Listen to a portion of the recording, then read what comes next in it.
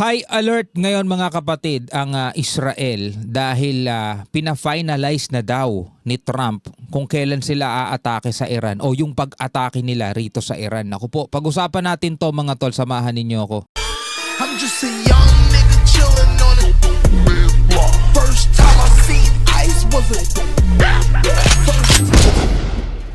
Alright mga kapatid, welcome ulit sa ating bagong video, reaction, review, commentary, opinion, criticism at kung ano-ano pa. So sabi rito mga kapatid, no, high alert ngayon ng Israel. No, as Trump finalizes US attack on Iran amid bloody Khamenei crackdown. No, sabi rito, the Middle East is once again on the brink. Israel has gone on high alert after intelligence sources revealed that the United States may soon intervene in Iran. Behind closed doors, Israeli Prime Minister Benjamin Netanyahu and U.S. Secretary of State Marco Rubio held urgent talks, sabing ganun mga kapatid, as tension spiral inside Iran. No, so naka-high alert ngayon ng Israel at nakabantay sarado sila dito sa Amerika o dito sa Iran mga tol dahil pina-finalize na ng Amerika at anytime, alam nyo na, nang susurprise tong Amerika, anytime pwede silang mag-intervene o pwede nilang atakihin itong Iran mga tol. Lalo-lalo na ngayon na medyo mahina ngayon ng Iran dahil nga sa nangyayaring kaguluhan, hati ang atensyon nila mga tol. No? So pag yan ay ginawang kasangkapan ng US, mabubulaga talaga ang Iran pag ginawa ng US yun. No? So ito ang ating pag-uusapan ngayon. Dibigyan lang natin to ng reaction and commentary, opinion, kritisismo at kung ano-ano pa. Siyempre samahan ninyo ako mga tol. No, bago natin to simulan, huwag niyong kalimutan mag-subscribe, click nyo na rin ang notification bell para mano-notify kayo kapag may mga reaction video tayong tulad nito sa mga kaganapan sa iba't ibang panig ng ating daigdig. At kung ikaw naman ay nanonood sa ating FB page, syempre huwag mo rin kalimutan mag-follow and like. Maraming salamat sa ating mga bagong followers. So wag na natin patagalin to, alamin na natin to mga tol. Israel is watching every move coming out of Iran. So nakabantay ngayon ng Israel. According to 3 Israeli sources cited by Reuters, Tel Aviv is on high alert, believes the United States may soon enter the Shiite nation. Ayan no. Netanyahu, Rubio talks, nag-usap si Rubio, si Mark Rubio at saka si Netanyahu, no? Talks spark US intervention in Iran, speculation. So speculation parang naman to mga tol. Pero tulad nga nung sinabi ko kanina, etong Amerika hindi basta-basta nag-a-announce to na atake kami. Bigla na lang mga tol, isang araw, mababalitaan mo na lang, ayan na, Amerika inatake ang ganito, Amerika pinasabog ang ganito, ganun mga tol. The sources Ayaw nilang makompromiso yung kanilang lakad. the United States may soon enter the Shiite nation. The sources also revealed emergency security consultations in Israel over the unfolding situation in Iran. The meeting took place over the weekend when protests in Iran intensified. And behind the doors comes a critical phone call. Grabe ngayon, nagkakagulo talaga sa Iran ngayon mga tol. Hindi na Israel, hindi na Amerika mga tol ang kalaban ngayon ng gobyerno ng Iran, kundi yung mismong mga mamamayan nila na gusto na rin silang alisin, gusto na rin silang palitan mga tol. Intensified. And behind the doors comes a critical phone call. Israeli Prime Minister Benjamin Netanyahu spoke with U.S. Secretary of State Marco Rubio over the phone and discussed the possibility of U.S. intervention in Iran. The revelation was made by one Israeli source who was present during the conversation. Nandun. A U.S. official, too, has confirmed the phone call with Bibi, but did not say what topics they discussed. As Tehran boils, Netanyahu fires a direct warning. In an interview with The Economist published on Friday, Netanyahu said there would be horrible consequences for Iran if it were to attack Israel. And then came the signal for the world. Watch what is happening inside Iran. Alam nyo, matindi ngayon ang kinahaharap nitong Iran kasi di ba ang isang bansa, usually nanggagaling yung yaman o yung salapi ng kanilang gobyerno mula rin mismo sa mga mamamayan, di ba? Mula sa mga products, binibentang products, di ba? Mula sa mga trabahador.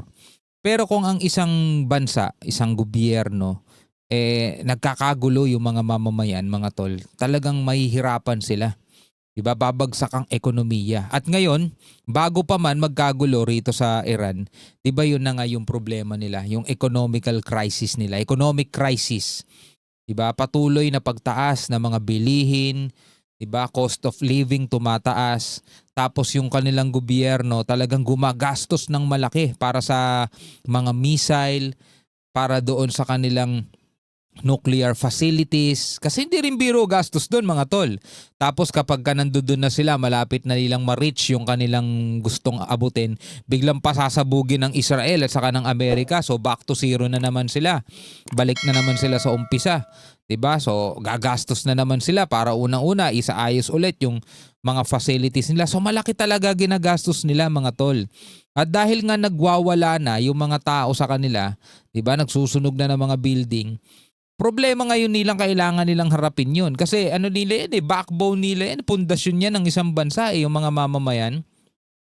Hindi naman pwedeng kumilos yung mga gobyerno ng sila-sila lang din sa mga mamamayan nga nila kinukuha mula sa mga tax, ba, sa buwis, yung pera ng pamahalaan na pinapaikot Ngayon, dahil nga nagkakaroon ng ganitong kaguluhan sa Iran, mga tol, 'di ba? Malaking malaking advantages to para sa Israel at saka sa US na isagawa nila yung kanilang mga plano din. So ang tanong, ano ang susunod na mga magaganap? Lalo ngayon, naka-high alert daw ang Israel. Inaantay na lang nila kung ano ang gagawin nitong Amerika. Israel has meanwhile not signaled a desire to intervene in Iran amid tensions between the two arch foes over Tehran's nuclear and ballistic missile programs. Israel and the U.S. accused Tehran of developing a nuclear weapon, but Iran said its nuclear program is only for civil purposes to meet domestic needs. Diba? To meet domestic needs daw. Para sa civilian purpose daw etong nuclear program nila. Pero ayaw paniwalaan niya ng Amerika at saka ng Israel. Kaya whenever na nagsasagawa etong Iran ng kanilang nuclear program, which is alam nating ginagastosan nila ng malaki yan, diba? Wawasakin ng Israel saka ng US. So lahat ng ginastos nila para doon nagiging abo. Tapos ngayon, isa pa problema nila, mga tol, yung isang nagsusupply sa kanila ng yaman, hindi na rin makakapag-supply etong Venezuela dahil hawak na ng Amerika yon. Remember, Iran doesn't recognize Israel's existence since its birth in 1948. Ever since, the two enemies have been at war in the shadows. Tatandaan ninyo, etong Iran is once naging tropa din ng Amerika, ha. Kaya nga yung mga eroplano rito ng Iran, yung mga luma na hindi na nila na-upgrade, hindi na nila napalitan, is mga American-made pa na mga US fighter jets pa yon. Since nga na magkaaway na sila, hindi na na-upgrade yun. Kaya mahina ang Air Force ng Iran. Marami silang missile, oo, pero mahina yung Air Force nila.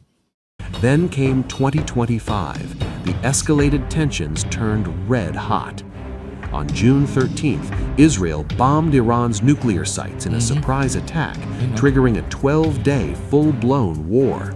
The U.S. joined Israel in its war against Iran and sent B-2 bombers to blow up Iran's nuclear sites, Diba? after Tehran penetrated Israeli air defense systems to target critical installations in Tel Aviv during the course of the war. The development comes as U.S. President Donald Trump has repeatedly threatened to intervene in Iran in recent days. Trump has warned Iranian rulers against using force against demonstrators. On Saturday, Trump said the U.S. stands ready to help. Diba? Kaya lalo ngayon nagkakagulo sa Iran dahil etong kanilang gobyerno hindi rin makakilos ng maayos dahil pag sila kumilos at sinugpo nila, mga tol, etong mga nagpoprotesta at gumamit sila ng puwersa laban dito, siguro kalagitnaan ng kanilang paggamit ng puwersa laban sa kanilang mga mamamayan, bigla-bigla na lang papasok ang Amerika kasi binantanan ni Trump yun. Alam mo naman si Trump kapag nagbantayan diba? Pag sinabi niyang mangyayari to, mangyayari talaga nangyayari, diba? Ano rin may pagka-war freak din yung taong yun So ngayon, nagdadalawang isip itong Iran siguro, no? Ano ba? Paano ba natin susugpuin itong mga nagrarally? Kasi kapag pinagguhuli natin sila o pinagtitira natin tong mga to, bigla na lang tayong babagsakan ng bomba nitong Amerika. So ngayon, mas lalong lumakas ang loob nitong mga nagpoprotesta. Kaya nga sabi ni Khamenei sinisira ninyo yung sarili ninyong bansa to please US President, sabing ganon. Ano kaya ang susunod na mga mangyayari? Sobrang gulo na talaga ng daigdig ngayon mga tol. Kasi bukod dito sa nangyayari sa Iran, bukod dyan sa nangyayari dyan, no, marami pa sa iba't ibang parte ng mundo ngayon ang nagkakagulo rin. Katulad na lamang nung nakaraan, di ba? Yung Russia, binomba na naman mga tol etong Ukraine at ang tinarget nilang drone attack nila yung mga residential area. Sa kasagsagan pa naman ng lamig ng panahon, yung mga mga building doon, almost half o more than half na ng mga residential area doon, nawala na yung mga heater sa kanilang mga bahay. Di maninigas sila sa lamig doon kasi minus 17 degrees mga tol. So sobrang lamig nun. Imagine mo kung gaano kalamig yun tapos wala ka ng heater sa bahay. Diba? Nawala na yung heater. Kung dito sa Pilipinas, aircon ang ginagamit natin para lumamig ang kwarto o bahay natin. Sa kanila heater kasi sobrang lamig talaga. Kaso tinarget ng Russia yung mga yung mga residential area. Biruin mo, ganun ang nangyayari ngayon, no? Tapos ngayon, eto anytime pwedeng pumasok ang US dito sa Iran. Ano sa tingin ninyo ang mga susunod na mangyayari mga tol? Pwede kayo magbigay ng komentaryo sa ibaba. Maraming salamat sa inyong panonood hanggang sa muli. Ako nga pala si Shobaldi. Peace out.